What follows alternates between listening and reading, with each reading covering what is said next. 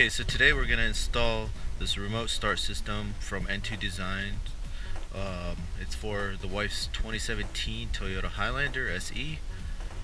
It's been kind of cold, so I figured it'd be a nice thing to have on here for her to be able to start up the car in the morning and let it warm up before she gets in and before the kids get in it as well. So let's get this on, and hopefully it turns out great.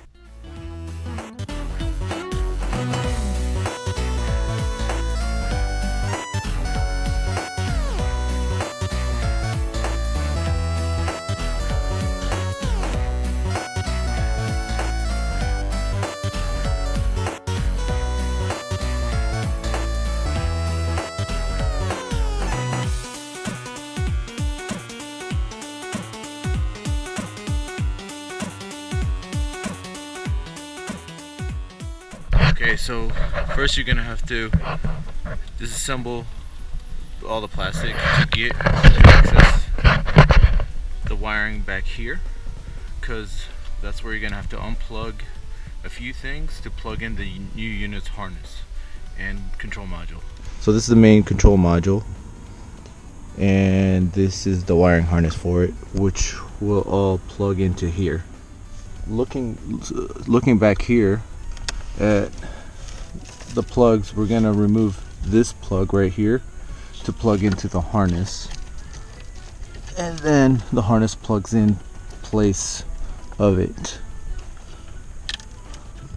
So now that we have it unplugged, that portion is going to plug in to harness B that's labeled, and the other end of harness B is going to plug into the slot that we pulled that out of.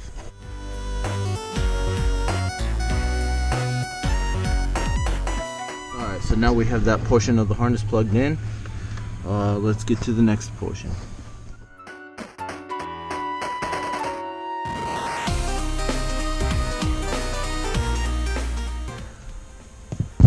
Alright, to get to the steering wheel lock harness, you're gonna have to turn the wheel to get a couple screws out to remove the plastic piece that's blocking it.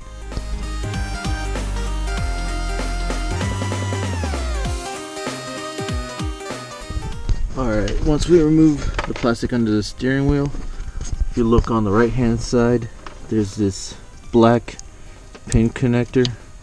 This is the one you're going to remove and plug in to the black connectors on the harness.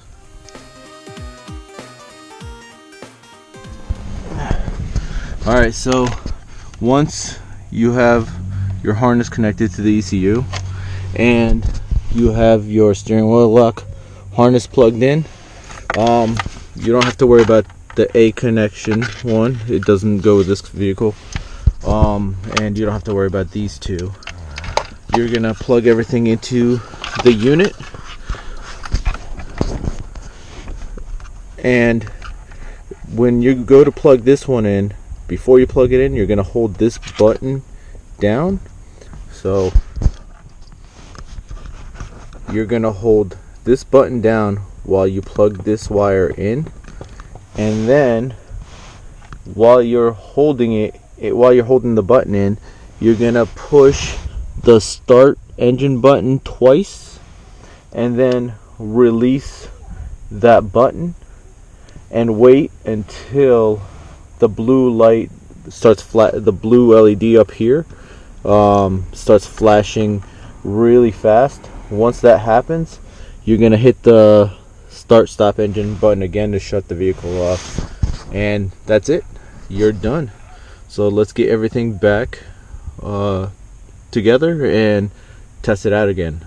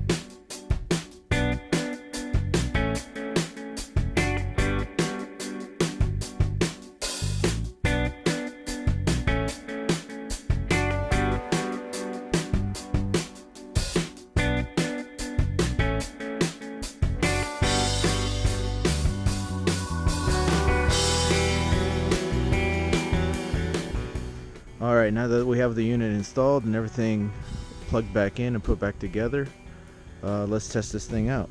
You're supposed to just keep tapping on the lock button on the remote until it starts. So let's try this out.